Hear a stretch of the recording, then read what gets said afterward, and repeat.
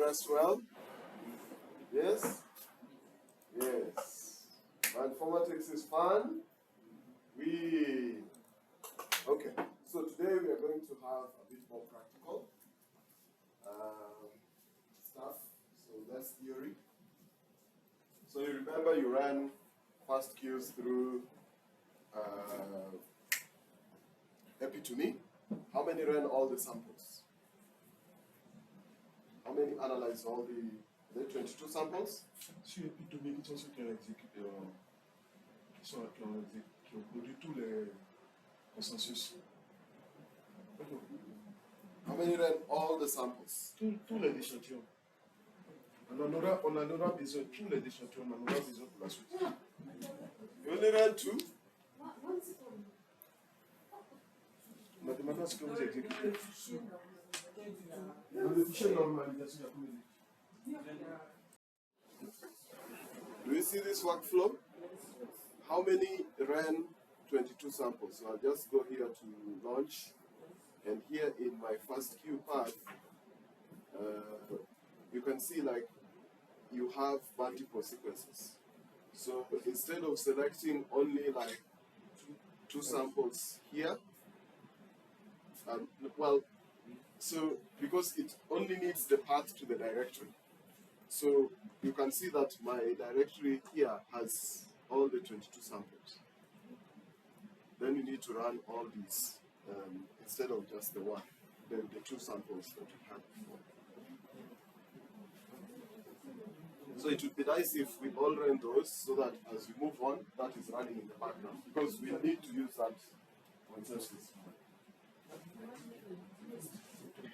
Open my Epi2Me here. Okay, so here in the input, you select the directory, right? So this is my directory that has all the FASTQ files. And then I say open. Okay? What was the primer scheme we were using? Yale clade 2, right? Are you doing as you? Yes. Go back. Go back.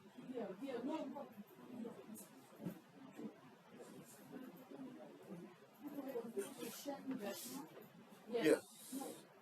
Yes. Si on a juste Mpox, on n'est pas le cas. On ne sait pas si c'est pas ou bien arrivé. Et si on veut le laisser sur quelle option? You understand the news? So you're saying, why are we using what? No, she's saying that when we don't know how they play it. So because this is targeted sequencing, you must know what primer scheme we used. En fait, ici, ce que tu vas utiliser, en fait, c'est un secteur que j'ai ciblé. Il doit savoir la version qu'il va utiliser. Donc, il n'y a pas option. En fait, il y a juste, parce qu'il y a des kits où tu cibles sur Mpox en général. Non, mais là, alors je t'explique. Quand tu vas avoir les sources, c'est lui qui les a synthétisées. Dit, il est parmi eux. Pendant que le pouvoir ici, vous allez utiliser une scélation. Le lien Mpox. Vraiment, c'est comme de combat de Mpox là-dessus. Ella, did you sequence SARS-CoV-2 before? Yes. You remember we had Attic version 3, version 4, so it's the same. Like when you're doing this, you must know which scheme you used, and then you choose which primer scheme you used. So in this case, for this set of samples, they used Yale clade 2. Okay, because remember, Peter showed that you have a file, a bed file, that has positions where you need to trim those primers. So if you use a different primer scheme, it's going to trim the wrong things because the positions will be different. So you have to use the exact same scheme that you used for your amplification. The compiler.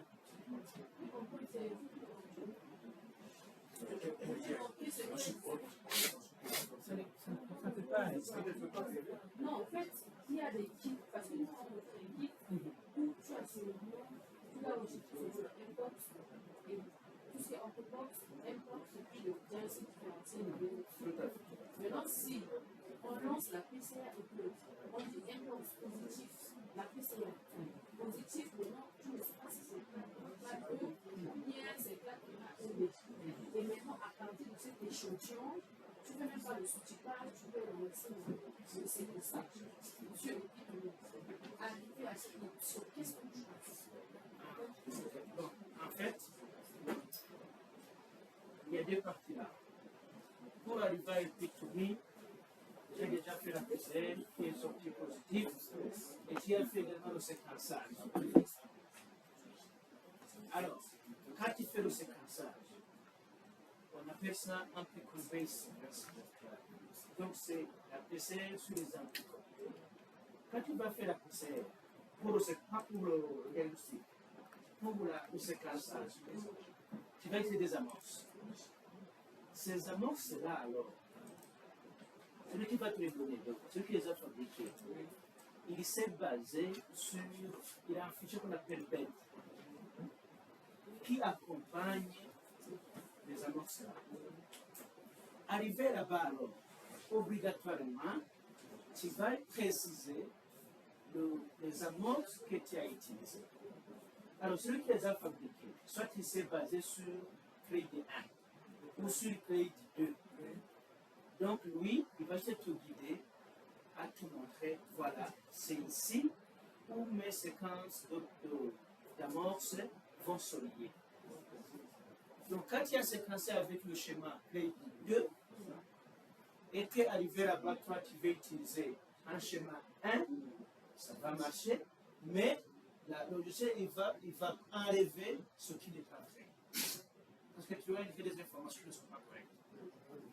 Il va dire quelque chose qui ne représente pas les amorces. Les amorces. Donc, c'est pour cela que quand tu séquences pour le séquençage, obligatoirement, il y a des amorces et ils sont accompagnés par une version que tu vas utiliser là-bas.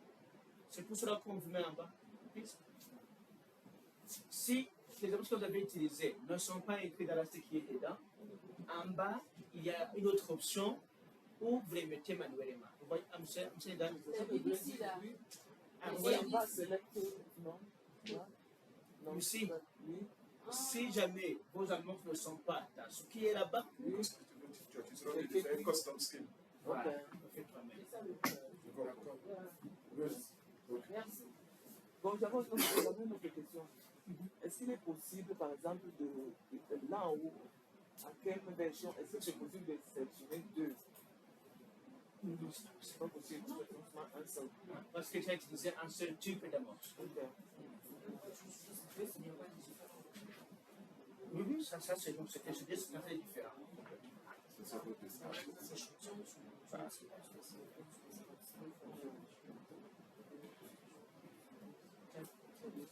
Good.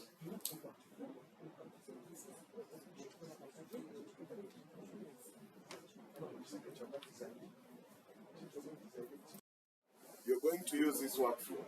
So ask as many questions as you can, because it's important that you understand what you're going to be doing back at home. Okay? Donc il dit que nous allons utiliser vraiment cet outil. Il faut poser des questions autant que possible. C'est ça qu'on va utiliser dans la routine d'ici peu de temps.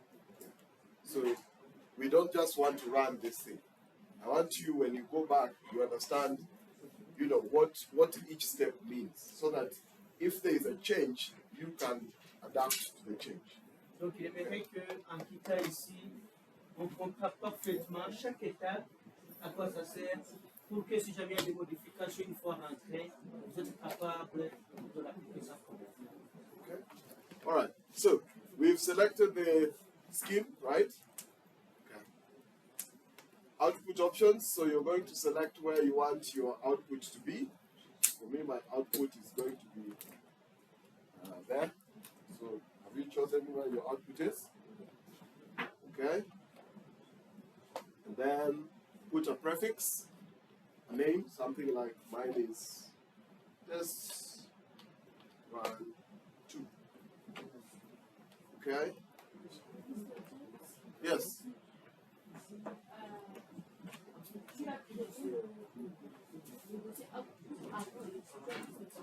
Yes, oui. Mais c'est la seule que vous Non, Peter nous a montré comment tu vas créer un output mais non.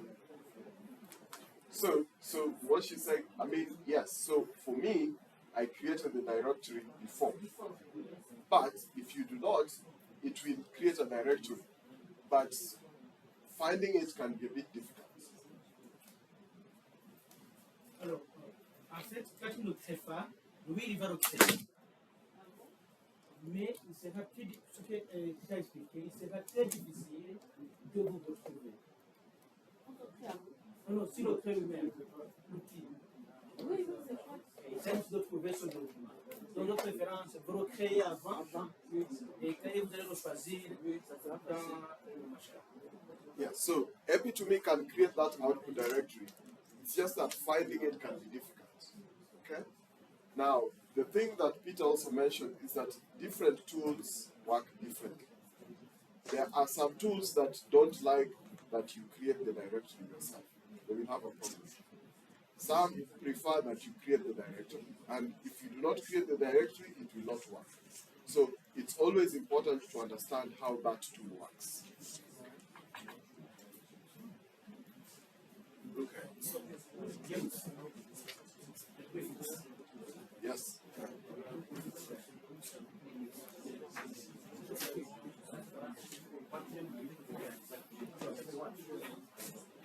So a prefix. So that would go in front of all the files that comes out. So you can put the date that you're running it, or the sample, the name. So it just helps you distinguish the files. Because you might run like 20 or 30 samples, and you need to know which is which. Because you might run this today, and another sample tomorrow. So you put the date, it might help you to filter. Okay. He's asked an important question about prefix. Okay? Good bioinformatics practice. Please always use names that are meaningful. Okay? So that when you go back to an analysis, it's helpful for you to understand what you did. I'll give you an example of how I do mine things, but so don't worry, it might be a bit.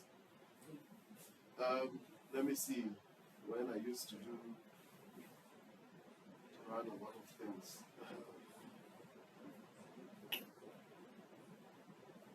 There should be something somewhere.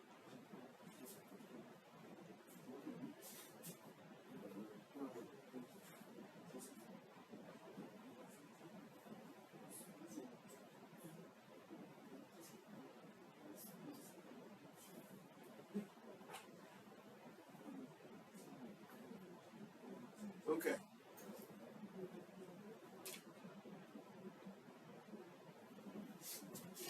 And how do I?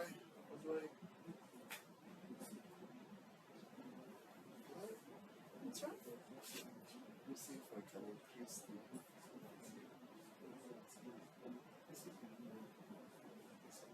It's no zoom here, right? You can try Zoom with that.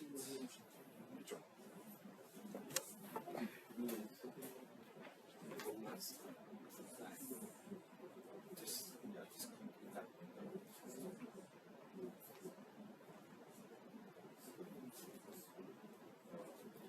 Okay. All right. Okay. No, this is too small.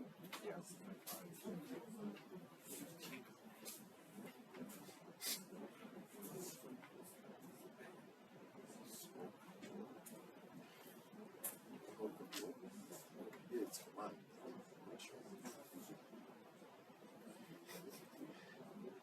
No, if I hold control, it will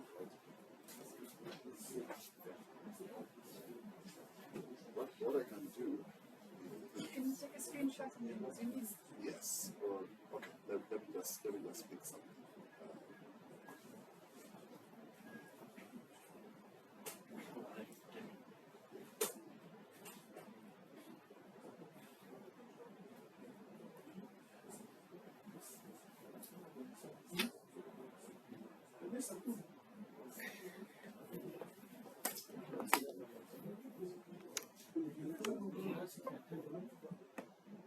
My informatics practice. How you name your files is very important because you're going to analyze very many things, and sometimes you forget what you did. Okay? So, if you look at my file name, if I went back, this is an analysis that I did way back in 2022. Now, from this file, I know that this was a file that contains sequences from the membrane protein. Okay? And I know that I got them through BLAST. Okay? Have you used BLAST before? So, and then ALN tells me, because I know, that I aligned those files. Within coronaviruses, I know there are alpha sequences and then there are beta sequences. So I know these are alphas.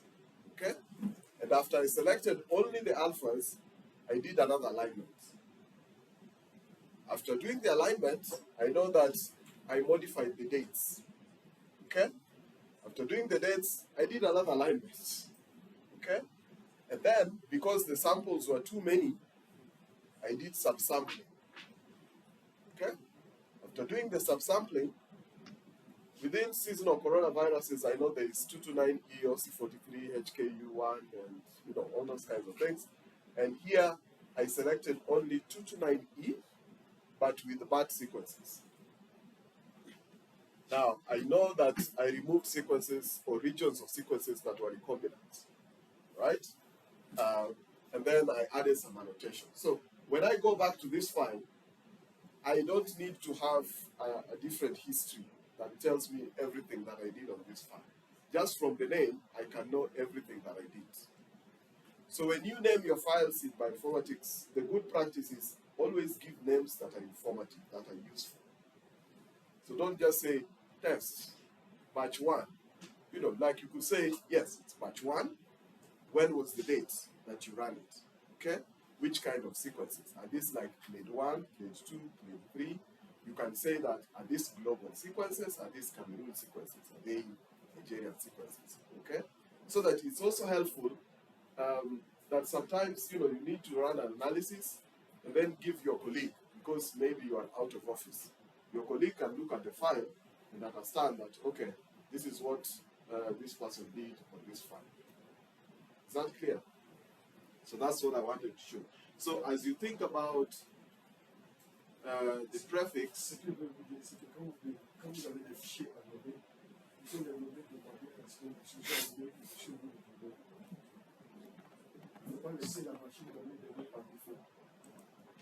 so here we could say let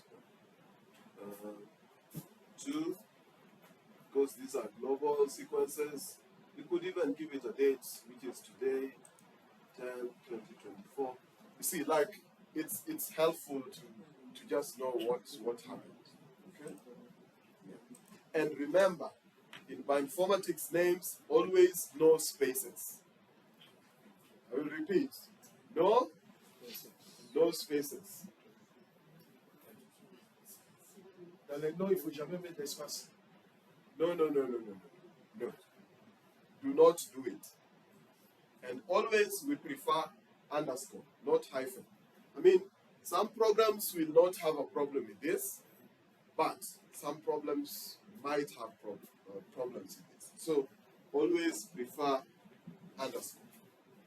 Il faut, et puis, si vous voulez simuler l'espace, il faut mettre l'underscore. Il faut éviter d'utiliser le signe. Là-bas, de 8 à 5 ans, l'underscore. Also, the other thing you should never use is this one, /. Why? Because Pourquoi tu ne dois pas utiliser le slash? yes, because some of course, the tools will assume that you're pointing it to a directory. So just good practice to always have names that are useful. Okay? All right, so we've had that squirrel options. So we want to specify this is slate 2, right? And then you can launch the workflow. So can you launch the workflow? Is it running?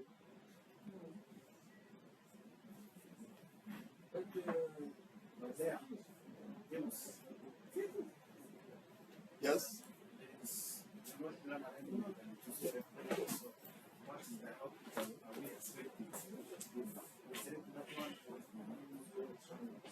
For squirrel.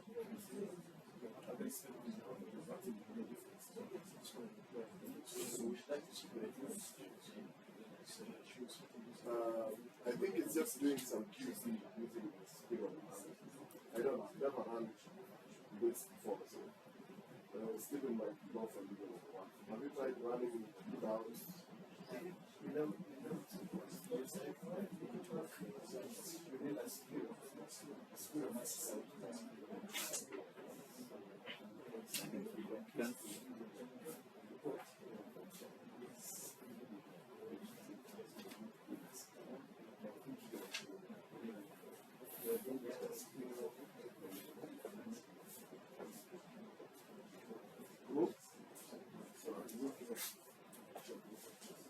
So are we running that? Is it running? Okay, perfect. So while that is running in the background, I want us to do something else, okay? Because I don't think it will take very long. So in the meantime,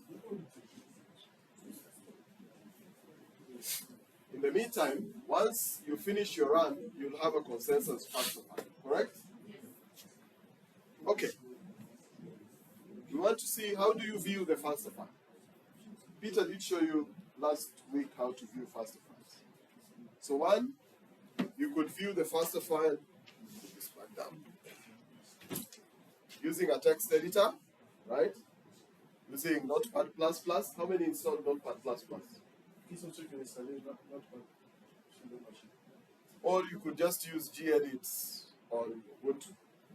Not the best, because always you need to view these things a bit more, so I would prefer actually a graphical user interface. This is a text edit, right? But I think I've seen you use Notepad++ on an Ubuntu. Okay. We went to Visual Studio last week. But do we have AliView on Ubuntu? Is there an Ubuntu version? You have to install it. AliView? Because I would really like that we have AliView. It's really nice. Okay, let's help them install AliView. It's there.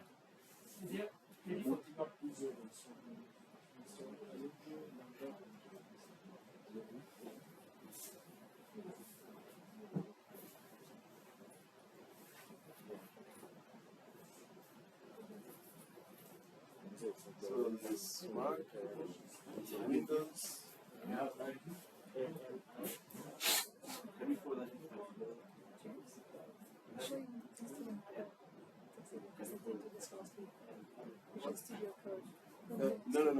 I want them to download the alignment viewer. I thought you were doing a text edit. That's Can we install AliView?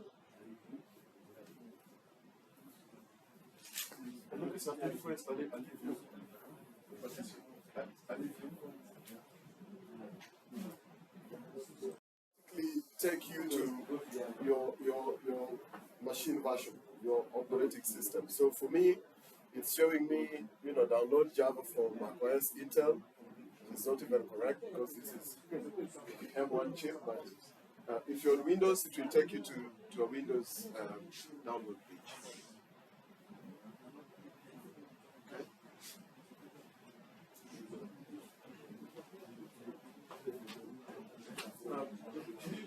Did you download it?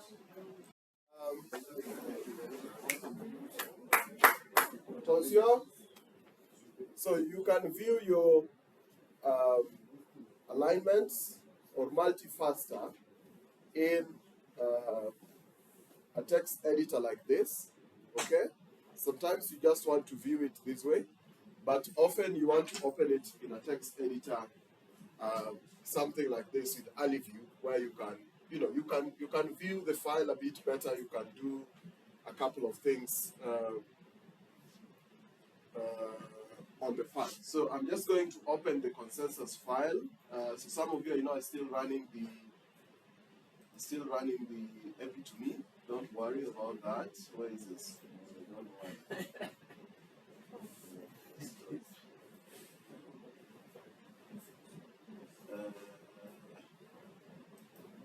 So I have my consensus file here, and I'm just going to open it with Epi2Me. Ali view.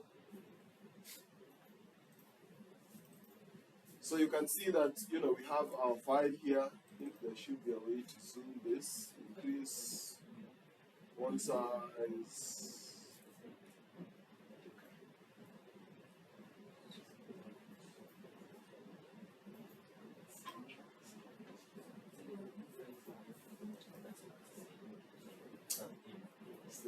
Stupid. All right, so you'll see here on the left, you'll have your sequence name, and on the right here, you'll have your sequences, okay? Now, the thing I like about AliView as well is that at the bottom here, it will tell you the number of sequences and the total number of positions, okay? So if you take any file, after you've run your consensus, it should be able to tell you that your file has this number of sequences and this number of positions, okay, across the genome. And you can be able to do very many things with AliView, for example. Let's say I look at a section and I don't like it. I could click, for example, up here, you see? Or like I could select a range of positions, okay? And if I wanted to delete these sections, I would just select that and, I can delete the selected, okay? Now, sometimes you want to, you have an alignment. Already you've made an alignment, okay? Let me give you an example of how this works.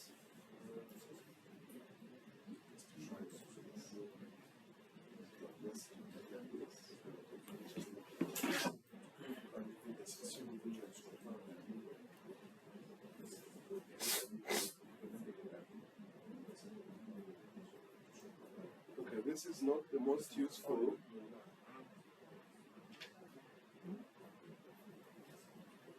Okay.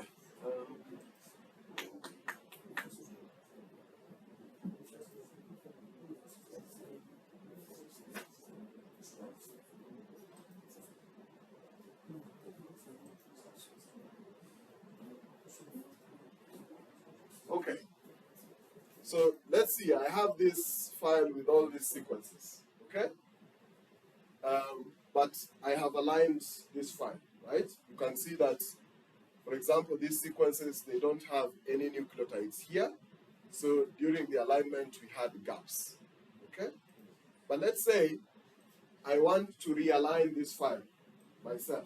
Maybe somebody gave you the file, but you're not sure how they did the alignment, correct? You want to do this yourself. What do? You do not want to open a text editor and start deleting one by one, right? That is it's a lot of work, correct? So you can do this in AliView. You can simply go to Edit here and say delete all gaps in all sequences, for example.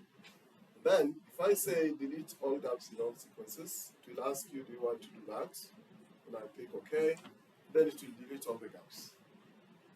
Now I have the sequences as they were made from my assembly. So no alignment. Est-ce que vous comprenez? Supposons que quelqu'un vous donne un fichier d'alignement. Si vous donnez un fichier d'alignement, vous allez avoir des gaps qui sont insérés dans le fichier que vous allez utiliser aligner. Supposons que vous voulez reprendre l'alignement. Si vous voulez reprendre l'alignement, c'est que vous partez et que vous lui demandez d'éditer, vous lui demandez de supprimer toutes les gaps. Parce que les gaps sont mis lorsqu'on réalise l'alignement. Donc vous enlevez les gaps et vous aurez les séquences. Vous aurez les séquences dans l'état où elles étaient avant l'alignement. Et vous allez vous-même réaliser votre alignement. Now, sometimes, you look at your alignment and you have, let's say, I'll just go down with this, and you can see that there are lots of gaps at this position. Okay? So maybe you can see that from, let me just go back a bit. From around this position here, many sequences have gaps, right? And maybe I don't like that, okay? I want to remove this section where many sequences have many gaps. So I can select that section and just go to delete, edit, and say delete selected. Then if I delete that, you can see now most of the sequences have like have sequences from that position, correct? Now, however, hey, stop. All right. So many sequences have nucleotides starting from that position. However, we can see that there are these sequences here that still have, are missing lots of sequence information, right? I mean, one of the things you could say, okay, are they missing too much information? Do you want to remove them? So you could also do the same. You could say, okay, I want to remove these ones here. Okay? Remember. Vous pouvez supprimer des sections dans votre alignement. Et vous pouvez aussi horizontalement enlever des épins échantillons qui ne sont pas porteurs d'informations. Remember, it depends. This is going to land. It depends on your sequence. Okay? One, it depends on your sequence. Maybe it doesn't matter. You don't need to remove them. Okay? Because sometimes you look around. Yes, you can see that they're almost missing 2,000 bases, right? But remember, monkeypox is how big? The genome. How big is the monkeypox genome? Who knows? About 200,000, right? So 2,000 is a small proportion of the genome. So even if they don't have information, I could just look through along here, I can see most of them have sequences in this region. So, it's only about 2,000 bases that they don't have. So I don't need to remove them. Okay? So again, bioinformatics is about, one, you understand your pathogen, which section of the genome you're looking at. Is it whole genome? Is it a small gene? And for example, if I have 10 sequences, most of them have more than 150,000 bases present. Then I have one sequence that only has 90,000. What do you think? Maybe we can remove that sequence, right? But sometimes, let's say this sequence that has only 90,000 is the oldest sequence we know. And we always want to retain it. What do? We have to retain it, right? Probably. Maybe. But it could also be, it depends whether the 90 bases it has is a region that is important for typing of that specific pathogen. So maybe we'll have to keep it. We lose information on the other bits that other sequences have. Okay? So again, it depends. Right? It depends. So often you want to, when you're working with a new pathogen, it's good to read a couple of papers and find out what people have been doing previously. Those who've worked with monkeypox sequences, I don't know, Stephen, if you know about this, if you look at the older sequences before 2022, they were actually less than 40,000 bases. But you see, with the 40,000, they were able to do the genomic epidemiology, all right? So it means that probably all we need is 40,000 bases, not 200,000. But you see, the benefit of having the whole genome is that we study more things, not just for the genotyping, right?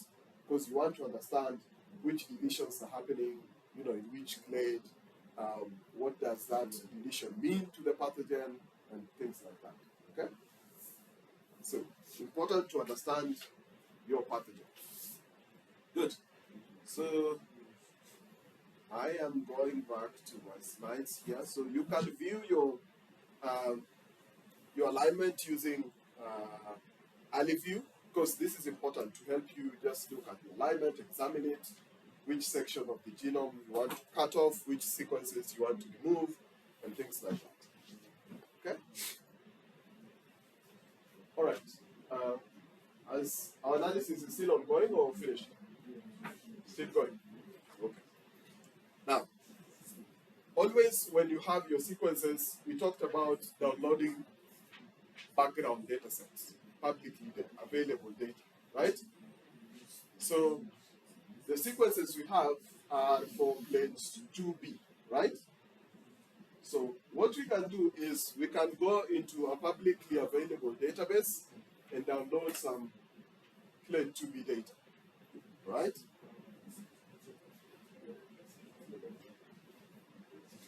So how do we select the background data set? It's not a very easy process, by the way, okay? Because one, it will depend on whether the pathogen you're working with, there is even background data. But if there is, how do you select the background data? So some of the considerations you make might include geography. So if you're analyzing African sequences from, let's say Burundi, you might want to include additional sequences from Africa, right? Time period. If you're analyzing sequences from 2023, you don't want to include things from 1980, right? You want sequences that are about the same time period as you're working with. The host. If you're trying to understand transmission within humans, then there is no point of including sequences from bats, unless you're trying to understand the post-camp. Okay?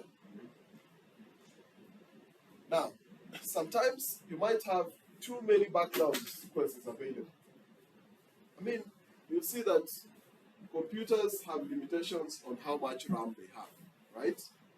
So you might want to subsample sequences that are duplicates. Okay?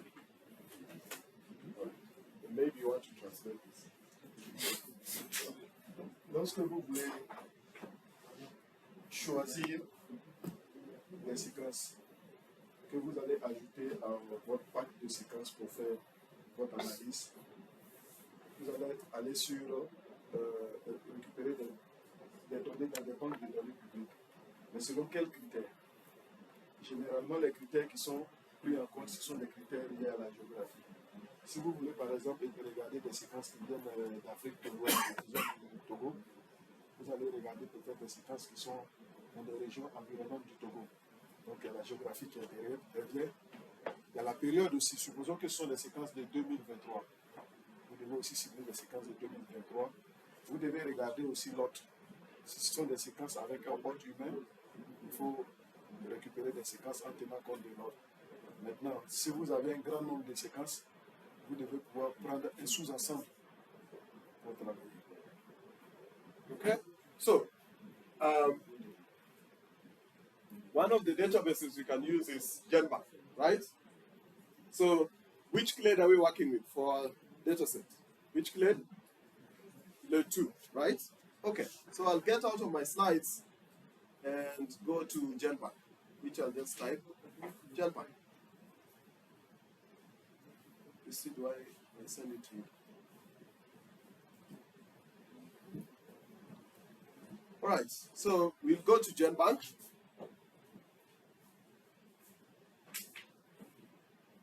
Here. I want us to go to Genbank. And this is Genbank.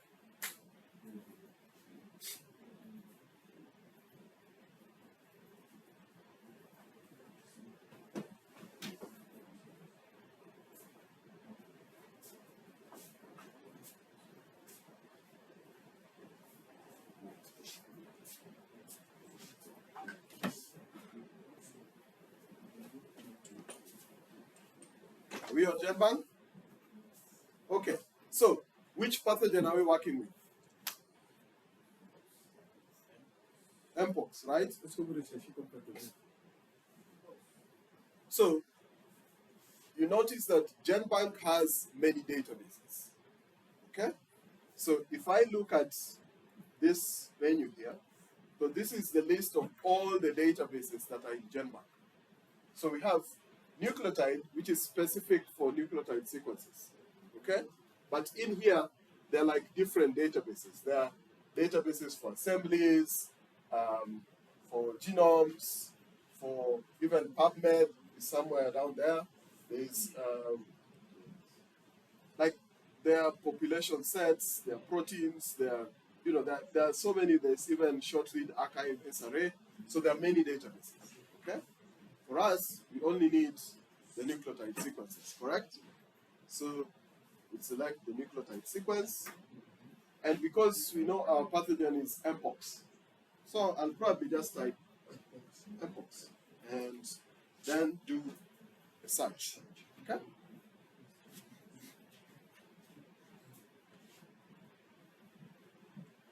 Now, what you must understand is that it's going to look for anything in the nucleotide database that has the word Mpox. Okay? There are ways you can try and filter the results, right? So here there is a suggestion. So it's telling you that, this is monkeypox virus, which has the taxonomic ID 10244. Okay? So what we'll do here is look for Mpox on the right here. But why are these so few?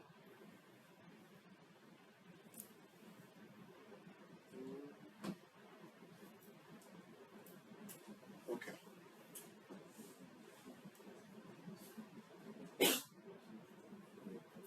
All right. I think actually this is a very, very good example. So I'll open another tab. You don't have to do this. I just want to compare something.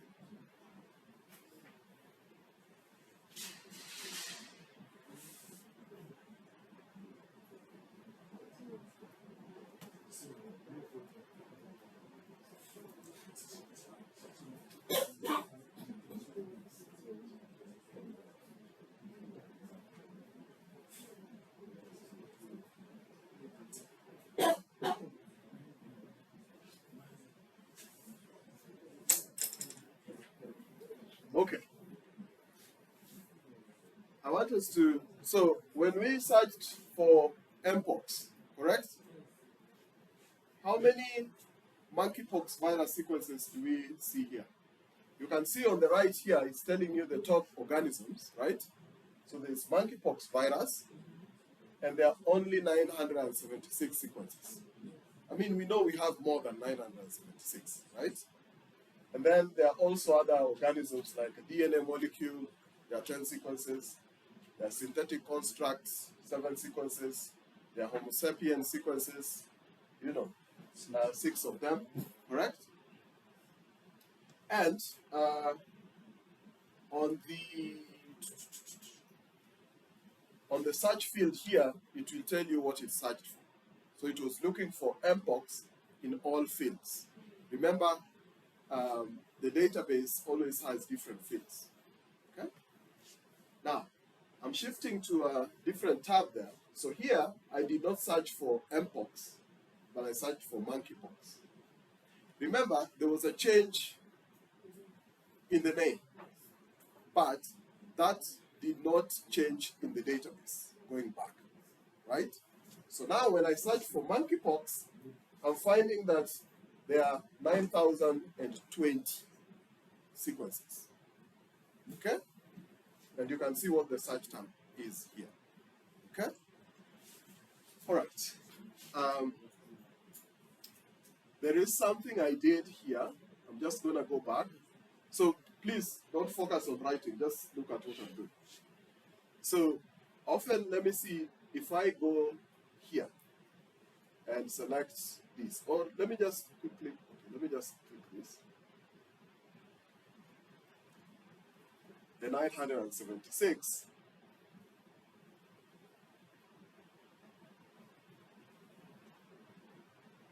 Okay, it's taking its sweet time.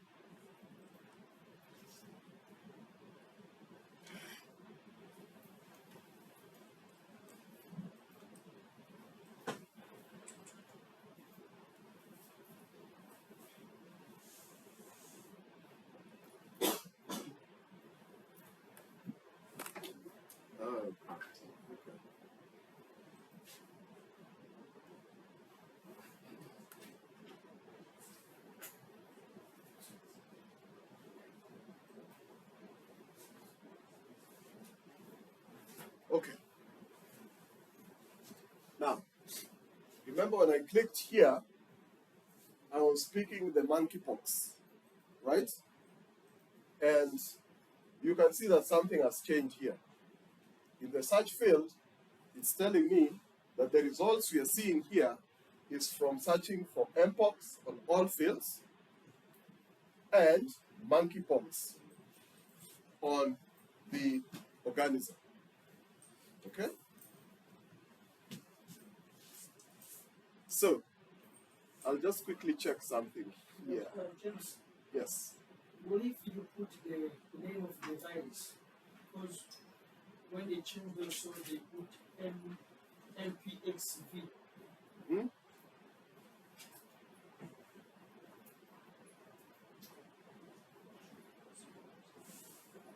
That's a good point.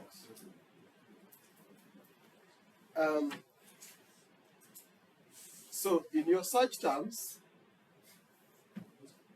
you can see like how, you remember when Peter talked about conditionals, when you are writing a bash script. So we are looking for Mpox and monkeypox. Okay? I just wanted to check when this one lasts.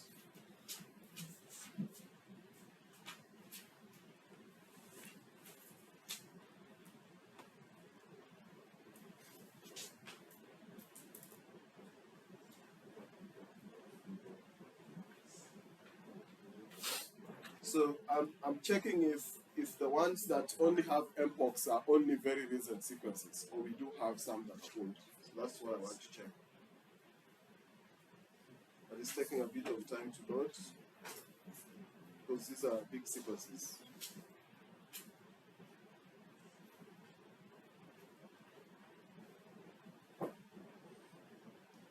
Okay, so this is from December 2022. This is when it was released. And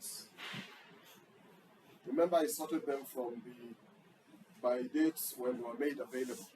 So I should be able to get the oldest to the most recent.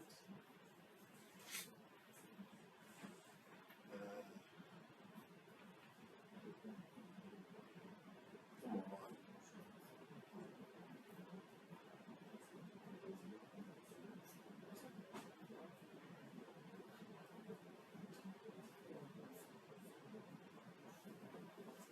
The internet went a bit slow.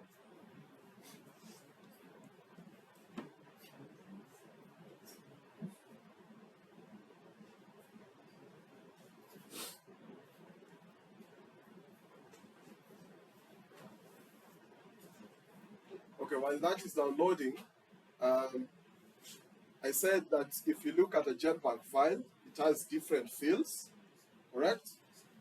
And you see the different fields? And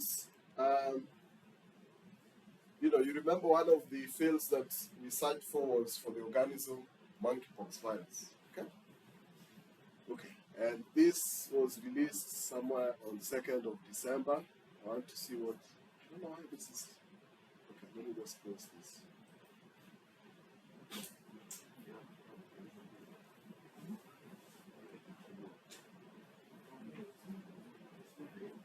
Okay, so let's say here we have 976. What would happen if instead of and here I put or?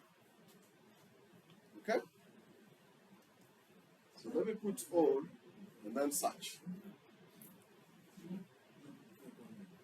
What do I get? You see what has happened? So I'm getting more sequences now, right? So you see how the conditionals can change the number of sequences that you get. Okay? Lorsque vous faites des recherches sur des mots-clés. Je peux dire par exemple que je fais des recherches sur Mpox et Mpox. Et il y a un champ qui permet de faire des recherches. Vous savez écrit search detail. Tu peux dire par exemple, je fais des recherches sur Mpox en regardant dans tous les champs, all fields, dans tous les champs où il y a Mpox. Et puis où tu peux mettre par exemple une condition. Or c'est où, and c'est et. Donc je peux dire par exemple, je cherche tous les champs qui contiennent Mpox, c'est ce qui est écrit Mpox all file. Et tous les champs qui contiennent quoi? Monkeypox virus pour, par exemple, pour primary organisme ou bien all field. Donc vous pouvez construire comme ça votre requête. Vous pouvez construire votre requête à partir de vos mots-clés. Vous pouvez dire je recherche ceux qui contiennent Mpox et Monkeypox. Je recherche les entrées qui contiennent Mpox ou Mpox. Selon le critère que vous avez mis, le nombre de séquences qu'il va vous ramener va différer. Donc quand vous devez pouvoir construire correctement vos critères de recherche, c'est la même chose quand vous faites des recherches sur PubMed. Vous écrivez des critères de recherche, n'est-ce pas? Ce sont les mêmes critères de recherche qu'on construit ici pour pouvoir. Juste pour le compléter en fait, c'est qu'il y a des gens qui écrivent Mpox. D'autres écrivent Mpox. D'autres écrivent MPXV par exemple. Alors si tu mets Mpox, il va te faire sortir uniquement Mpox. Donc tu vas rater d'autres séquences qui sont mentionnées MPXV.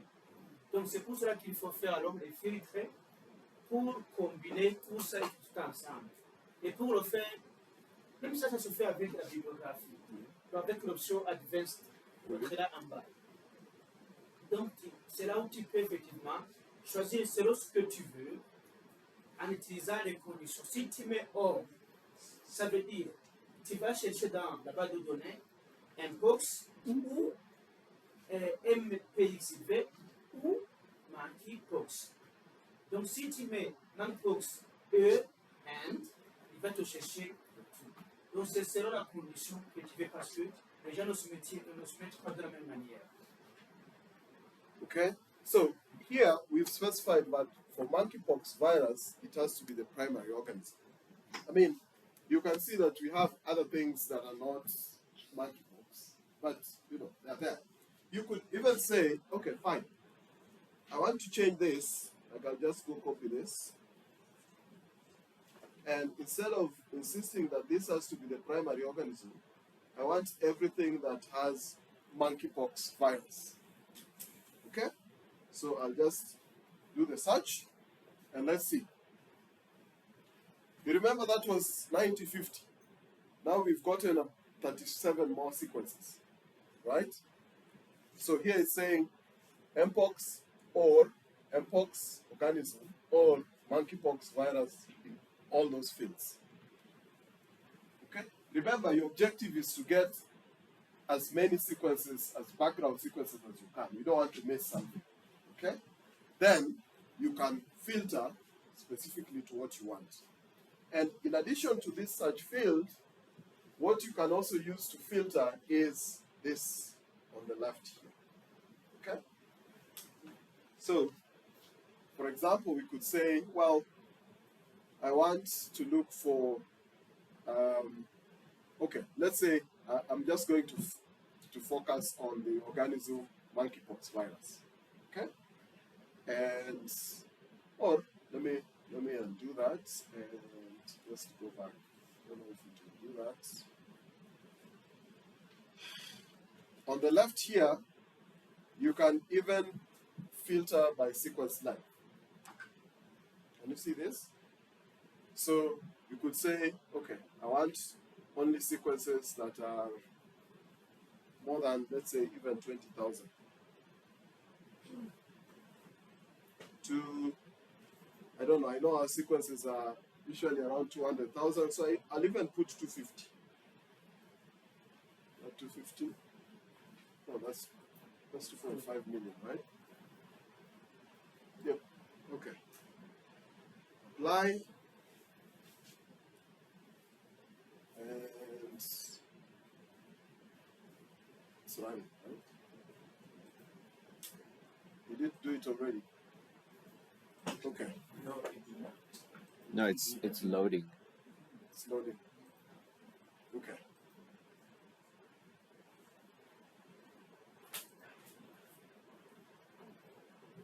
All right.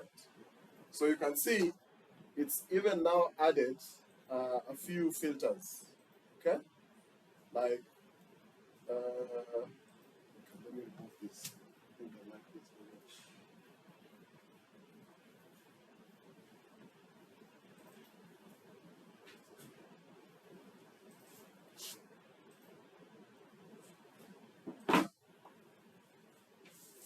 So, monkeypox virus, organism, or whatever, and you know the sequence length between that. Okay, so you can use this column on the left to do a couple of filtering steps. Sometimes you want. The other thing I want to point you to is this one here. You see this? RefSec. Hey. Do you see this here? This is RefSec.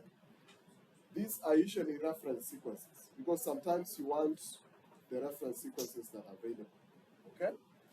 I don't know if we only have one or two, but let's see. If I go here.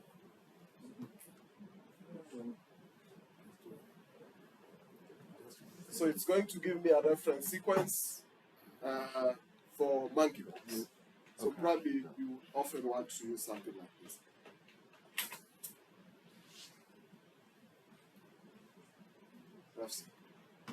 Okay. But then again, remember, sometimes the reference sequence that you want to use might not necessarily be this one. Because right now, I think most people are using a specific clade 1B reference. Okay? So always understand the context that you're working.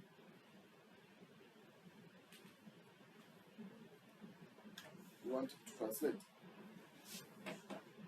Okay. So, but I'll just go back. Let's say if we wanted to download all this, okay?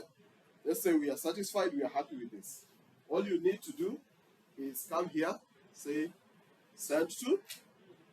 Just say send to. Now you'll decide you want the complete record, the file, and then you decide on the format. Okay? For me, I always go for the full Genbank. I go for the full Genbank, then I convert this file to a TSV file because I want all the information I can get about that sequence. Maybe for you, all you need sometimes is just the FASTA. Okay? So this one will just give you the header. But you see, sometimes you might miss information like the country, the date of collection. Okay? Because the FASTA will not give you that information. Right? Now, the alternative is to use a database like GSEC. Okay? Ce que tu peux expliquer là-bas, c'est que pour télécharger maintenant, vous avez sélectionné avec la recherche, vous avez 3000 ou 5000, ça dépend. Maintenant, il faut aller cliquer sur 5 tours. N'est-ce pas? Et une fois que vous cliquez sur 5 tours, là, vous avez deux choses qui s'ouvrent. Il y a Complete Record. Là, où vous pouvez avoir toutes les informations. Là, vous allez cliquer. Après, il y a en bas Files par exemple, n'est-ce pas? Et quand vous cliquez là-dessus, vous aurez. Voilà, il y aura en bas où vous devez choisir le format. Lui, il disait qu'il y prend tout pour pouvoir également avoir des metadata en rapport avec les séquences. Le pays, ou l'année, ou je ne sais pas quoi. Mais si vous faites uniquement FASTA, vous aurez uniquement les séquences. Et des fois, vous avez besoin d'autres informations en rapport avec vos séquences. So, Pardon? Ah, la référence. Alors, une fois que sur la page, côté gauche, on vous montre alors la source de référence. Et si vous cliquez là-dessus, là-bas, vous voyez qu'il y a RefSec, donc c'est Reference Sequence entre parenthèses 1. Et quand vous cliquez là-dessus, vous allez voir et la taille, RefSec. Donc vous allez voir ce qu'est le numéro d'accession, son numéro propre, sa taille. Donc ça, c'est la source de référence qu'on utilise. Mais il a dit qu'il y a des gens qui utilisent d'autres références. Par exemple, une référence spécifique à Mpox Crate 1T.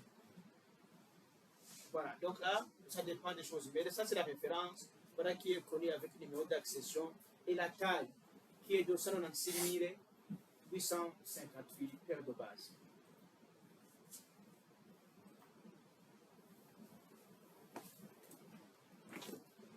that did not work. Let me see what I can do. Is because I want to show you the difference. Let me just select a few, and I take the option faster.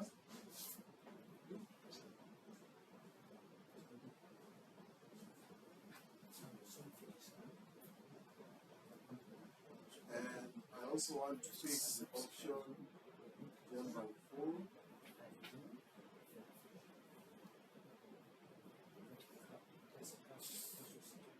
Okay, so I have downloaded the option for sequence faster. And for faster, you can see that, it's going to give me in the name, the accession, okay? It's telling me it's monkeypox virus. It's giving me some additional information that, this, like the isolate name, human, USA, something, something, and it's telling me it's partial genome, okay? Now, I want to compare this with the Genbank file. So that is PQ554. Let me just confirm that it's the same sequence. So PQ554. So we got the accession number.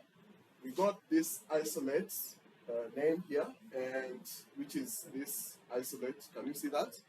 And the additional information that's a partial genome.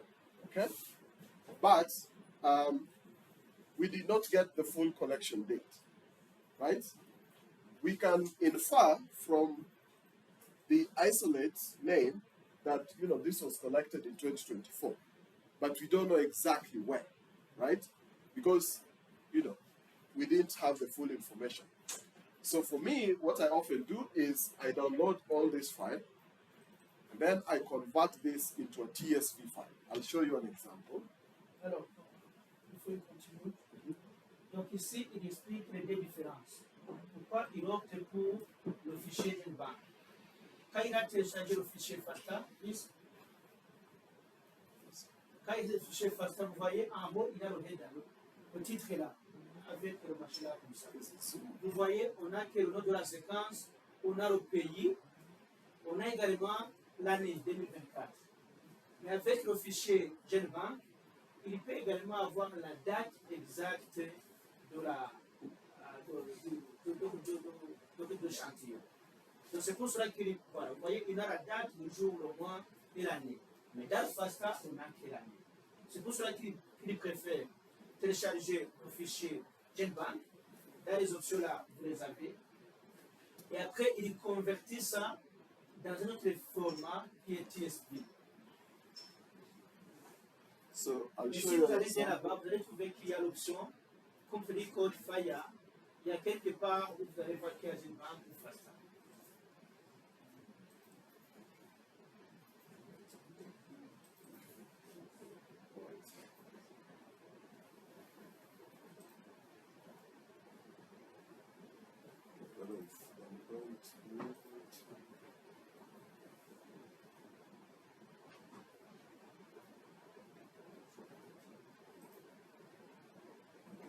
something small.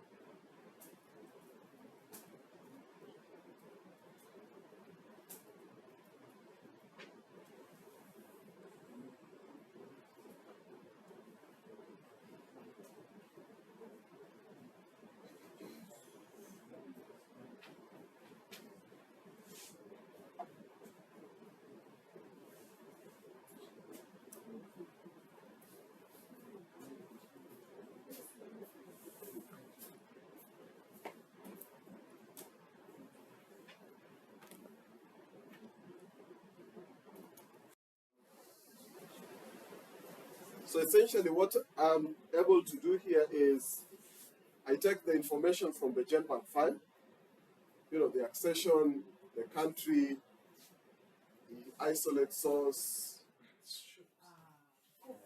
coffee.